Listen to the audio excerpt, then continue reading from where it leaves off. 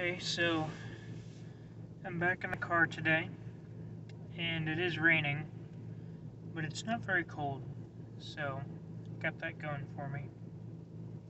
It's about 50 degrees, I think. Anyway, today I'm going to be talking about what it's like to drive a moped, because that just happened to be the thing that I wanted to talk about today. And I get a lot of questions from my coworkers about, what is it like? And particularly this is about what is it like to drive a moped in winter, but also the general issues with dealing with other drivers. And let me tell you, driving a moped in winter sucks. It sucks. It's very bad. Particularly if you live in an area where it gets anywhere near cold. That is, here in North Carolina, it gets down to freezing. If it gets down to 40 and below 40 is when it really sucks to drive a moped. The way I do it is I have a t-shirt and then a hoodie and then a winter jacket, which is my work jacket, and then I have the leather on top of that. So I have 4 layers, and 2 of them are warm. One of them is wind protection. That's the leather. Leather is good for wind protection. The other reason you wear leather when you're riding a bike, whether it's a moped or a motorcycle, is because if you fall off, or if you get in any kind of wreck, any kind of accident really, where you wind up hitting the road, it's not pretty if your skin makes contact with the road. It's pretty bad. And cloth doesn't cut it. Okay, in fact, I'm going to show you. This hole on my knee was torn by when I fell off my moped a few weeks ago. I was leaning too far in a turn, and the handling was not that good, and I fell off. And I was fine. I mean, I wear a motorcycle helmet, like I said. I wear the leather, and I fortunately was wearing 3 layers of pants, and that's why you saw black under the hole there instead of my actual kneecap. So layering will do it. Layering will protect you, but it's best to have leather on as the top layer. Now, and that's how you deal with the cold, is layers and leather for wind protection, and that's how you also protect from road rash in the event of an accident. And I have been I was hit by a truck on a moped 3 years ago, 4 years ago, going on 4 years ago now, when I was driving another moped, not the one that I'm currently driving. And I got hit on the side. I was going into a left turn, and they were trying to come up around me on my side, and their mirror caught me in my shoulder, and I sort of fell against the side of the pickup, and by the time they passed me, then I fell onto the road, and that gave me a concussion, and my shoulder was pretty sore.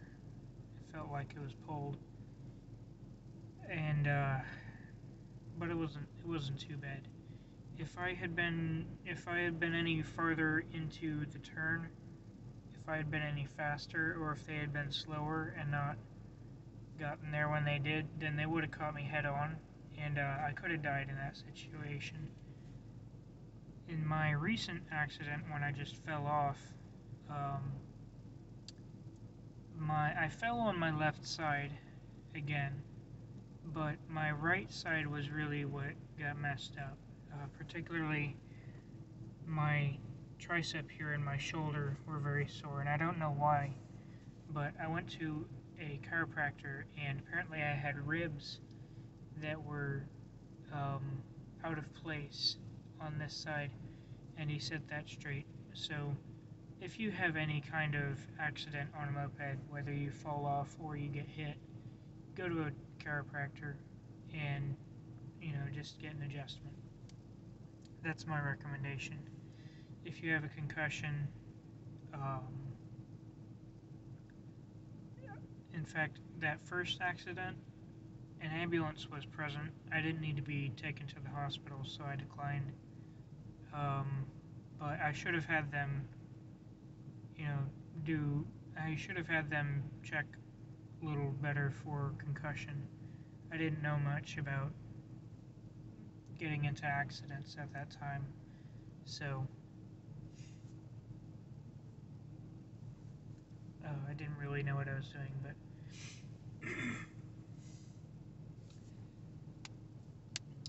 now, talking about accidents, here are things that if you're a driver, like a regular motorist, driving a car, truck, SUV, even a semi, anything bigger than a bike, here are things that you absolutely need to know. Number one, I don't care how much road rage you have, it is always a terrible, terrible idea to mess with anybody on a bike, particularly a moped, because they're slower and like you can get away with, messing with somebody that's in a car.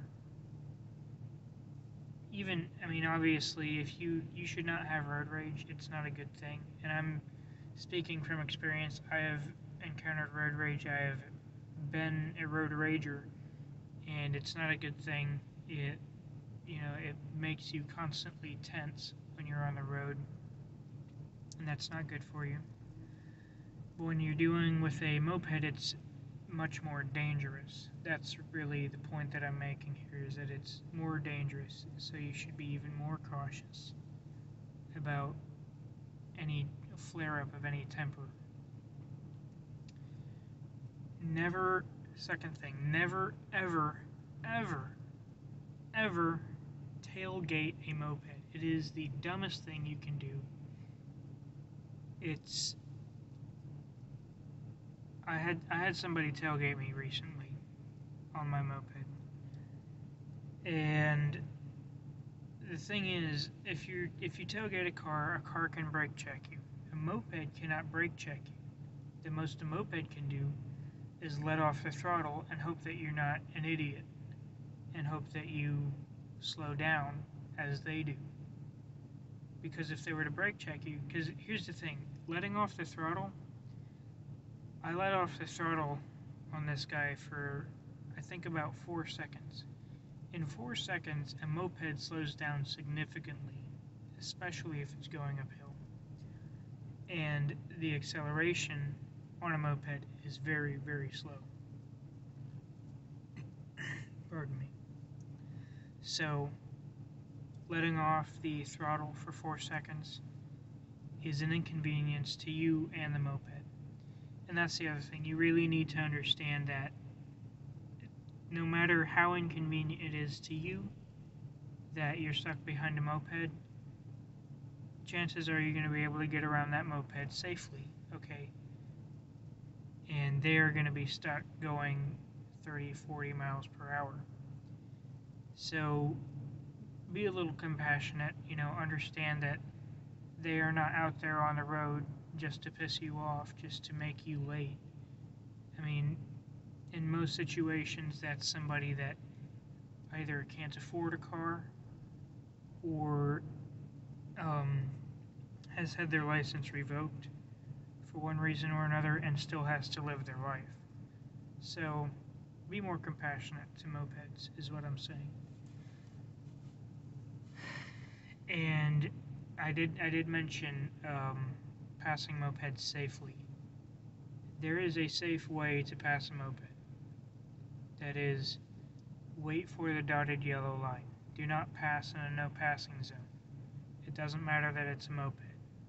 Now, if it's one of those areas where it's like a no man's lane in the middle, where it's not a median, but it's like got the yellow stripes across it, that's probably safe to pass in because there's going to be nobody there. But do not do something stupid. Generally speaking, just don't pass a moped in any place where you would not pass if it were a car. Because I have seen some really stupid people that have passed me. I saw one guy just about wreck. Head-on collision. It would have been a head-on collision with another car. And it's a miracle that he was able to pull over back into the lane, just narrowly between me and the oncoming car. And just don't do it. It's very stupid. You put yourself in danger, you put the person in front in danger, and you put anybody that's behind you in danger, because if they're not able to stop in time, then they run into you. It's just generally, why would you do it? If you wouldn't do it if it was a car, don't do it if it's a moped. It's a simple rule. Other things about driving a moped. Rain. That's another thing I get asked about. What's it like driving in the rain? And the answer is, if you have layers and leather and a good helmet with a visor that covers your whole head, especially the face, then rain isn't that big of a deal.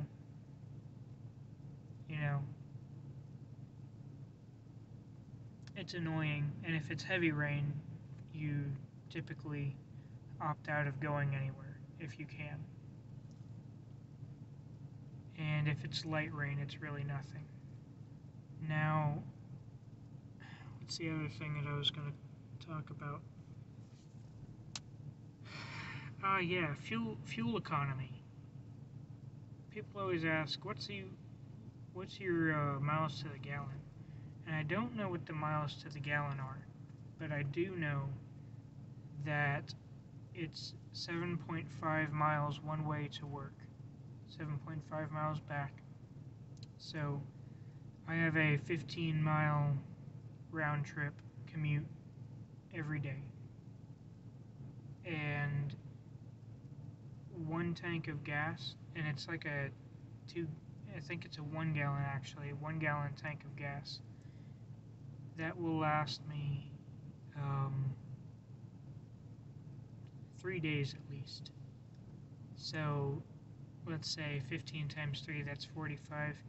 You can get like 50 miles to the gallon, and probably more, because I don't know if I'm doing my math quite right. But yeah, if you're looking to save money on gasoline and you don't have a very far commute, then a moped is probably the way to go.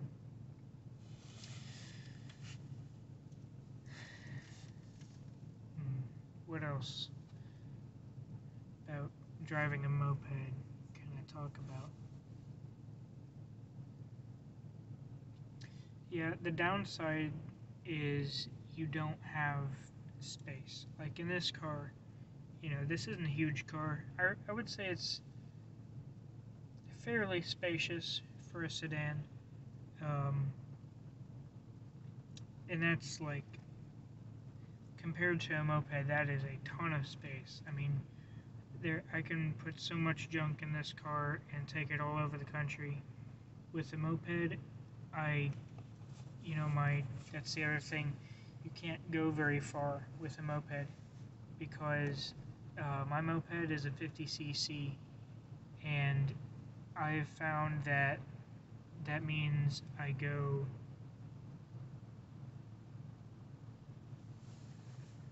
75% of what normal speed. I don't know if I'm doing the math right, but basically what I mean is a 10-minute trip will take, hang on, my work commute in this car is 12 minutes. My work commute on the moped is like 16.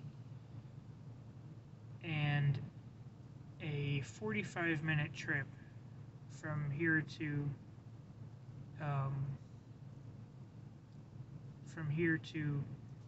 a family member's house that I often go to is like 40 minutes regularly, and it takes about an hour on the moped. So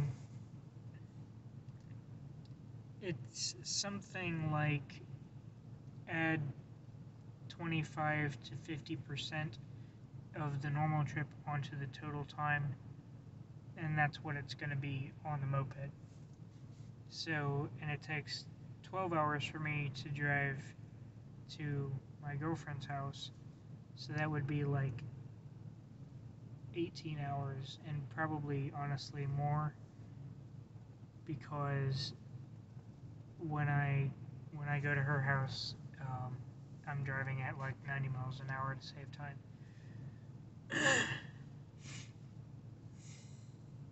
What else can I say about driving a moped? Do I recommend it? Like I said, if you have a short commute and you want to save on gas, then I would say yes, I do recommend it. But I don't recommend it as a primary means of transportation. I recommend it as a commute. You know, don't sell your car and get a moped. I would recommend it if you need a car and can't get a car. In fact, that's why I got a moped, is because this car is not safe to drive, and I didn't want to fix it up because it's not worth the repairs. So if you need a car and you can't get one, then I would say go for a used moped.